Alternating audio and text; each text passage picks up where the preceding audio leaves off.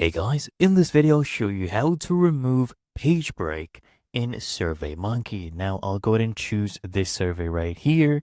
And if you have your survey opened up, that is perfect. If not, once you click on your survey, come here to design survey. Okay. And once this loads up, I want you to just go ahead and scroll down until you find the section where you want to remove the page break.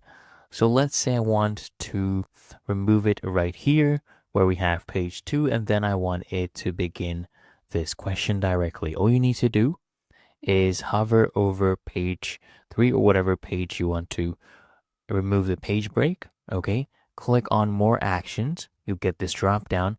Click on delete page and then just choose this option, move questions to the page above.